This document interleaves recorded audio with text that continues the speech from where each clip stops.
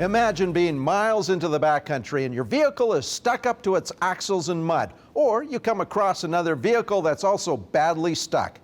Do you have the equipment to lend a hand, and more importantly, do you have the knowledge to provide the assistance?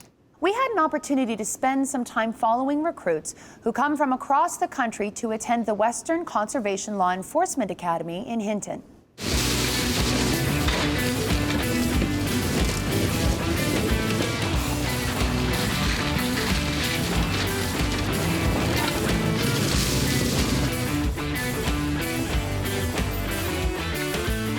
The objective of this kind of training for these Fish and Wildlife Officer recruits is pretty straightforward. Demonstrate both the abilities, the vehicles they are using, as well as their limitations. I guess we're ready to head out.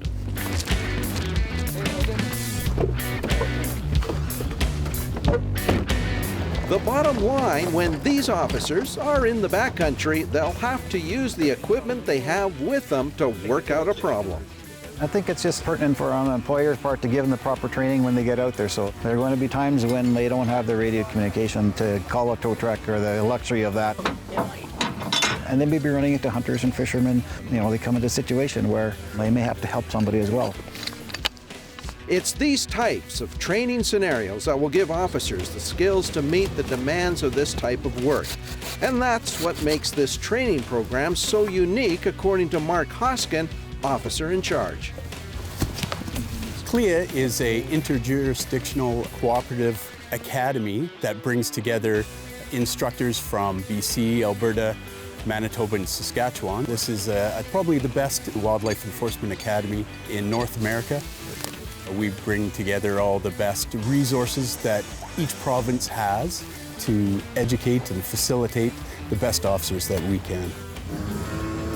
They're being creative here. That's good.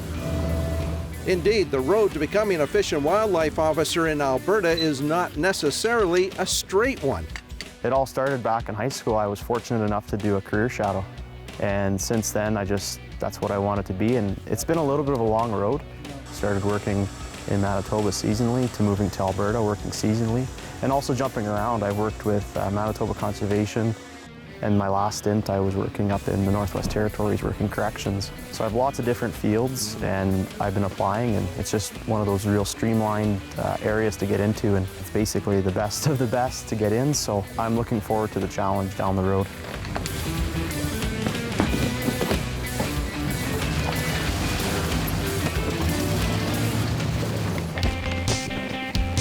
Now, speaking about the road, or rather up the road, these recruits have one more task to perform before the end of the day.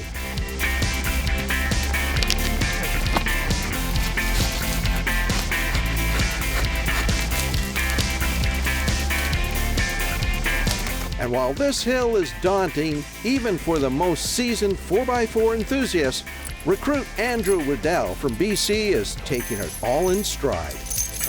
Everything's new for me out here. Yeah, I definitely grew up in an animal, more of an urban lifestyle. I've had a few friends that had some trucks that we take in the back roads, but all the instructors have been amazing, and they've taught us a lot of excellent techniques to stay safe and keep everything not breaking, really.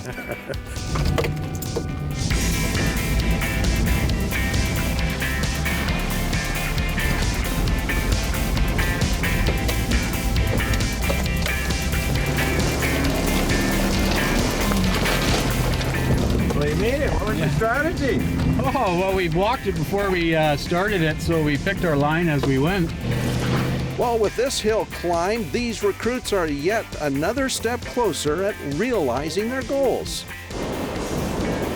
Our look at the training of these recruits will continue next time we hit the icy waters of the Athabasca River for some swift water rescue techniques.